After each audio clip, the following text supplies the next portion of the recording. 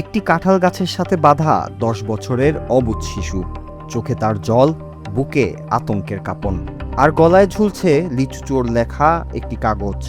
যে বয়সে হাতে থাকার কথা ছিল বই খাতা, সেই বয়সে এক নির্মম ও পৈশাচিক নির্যাতনের শিকার হতে হলো মানসিক প্রতিবন্ধী শিশু কাউসারকে।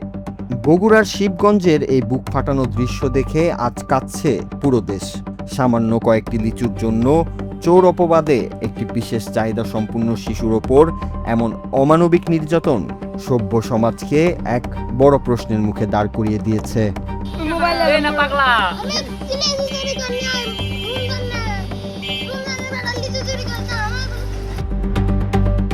স্থানীয় বাসিন্দা লোটাস ও তার ছেলে সোয়াইব শুধু কাউসারকে গাছে বেঁধেই ক্ষান্ত হননি। তার কান্নারত মুহূর্তের ভিডিও ধারণ করে ছড়িয়ে দেয় সোশ্যাল মিডিয়ায়। কাউসার মানসিকভাবে অসুস্থ হওয়ায় নিজের সাথে ঘটা এই অন্যায়ের প্রতিবাদটুকুও করতে পারেনি। তবে ভিডিওটি ভাইরাল হতেই বিবেকবান নেটিজেনদের তীব্র ক্ষোভ আর প্রতিবাদের ঝড় ওঠে। সবার মনে একটাই প্রশ্ন ছিল, একটা বাক প্রতিবন্ধী ও অবুঝ শিশুর সাথে মানুষ কিভাবে এতটা নিষ্ঠুর হতে পারে।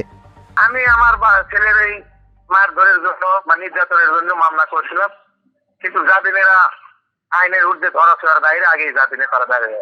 অবশ্যই ভালো, কারণ অবশ্যই প্রধানমন্ত্রীর যে দৃষ্টি সব পর্যায়ে আছে তার প্রমাণ এটাই যে প্রধানমন্ত্রী শুধু প্রধানমন্ত্রী না, দেশের সকলের জন্য। তবে ঘোর অন্ধকারের মাঝে আশার আলো হয়ে পাশে দাঁড়িয়েছেন স্বয়ং প্রধানমন্ত্রী।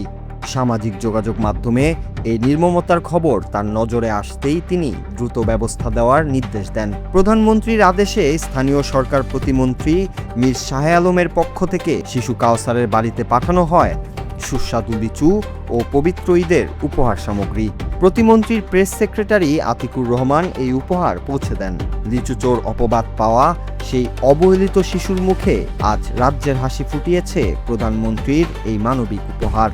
এই লিচু চুরির অপবাদ দিয়ে একটা শিশুকে যখন বেঁধে অমানবিক নির্যাতন করা হয়েছে, এটা বলা যায় যে মধ্যযুগীয় একটা বর্বরতা। এই বিষয়টি অনলাইনে ভাইরাল হওয়ার পরে এটা মাননীয় প্রধানমন্ত্রী জনাব তারেক রহমানের দৃষ্টিগোচর হয় এবং তিনি আমাদের মাননীয় প্রতিমন্ত্রী মীর শাহ আলম স্যারকে নির্দেশনা দেন সেই শিশুটির পাশে দাঁড়াতে, এবং ওনার নির্দেশনায় কিন্তু শিবগঞ্জ উপজেলা বিএনপি ও উপজেলা প্রশাসন, পুলিশ প্রশাসন সহ সবাই শিশুটির পাশে দাঁড়ায় এবং তাকে লিচু সহ ঈদ উপহার তার হাতে তুলে দেন। এবং অপরাধী যারা শিশুকে মধ্যযুগীয় বর্বরতার শিকার যারা করেছে তাদেরকে কিন্তু ইতিমধ্যে আইনের আওতায় এনেছে। আইনও বসে থাকেনি এই অমানুষিক ঘটনার পর। নির্যাতিত শিশুটির বাবা রুবেল মণ্ডল শিবগঞ্জ থানায় মামলা দায়ের করার পর পুলিশ দ্রুত অভিযান চালিয়ে অভিযুক্ত লোটাস ও তার ছেলে সোয়েবকে গ্রেফতার করে আদালতের মাধ্যমে জেল হাজতে পাঠিয়েছে বলে নিশ্চিত করেছেন শিবগঞ্জ থানার অফিসার ইনচার্জ শাহিনুজ্জামান। সোশ্যাল মিডিয়াতে এটা প্রচার হওয়ার পরে আমাদের স্থানীয় সরকার, পল্লী উন্নয়ন ও সমবায় মন্ত্রণালয়ের মাননীয় প্রতিমন্ত্রী জনাব মীর শাহ আলম স্যারের নজরে আসে।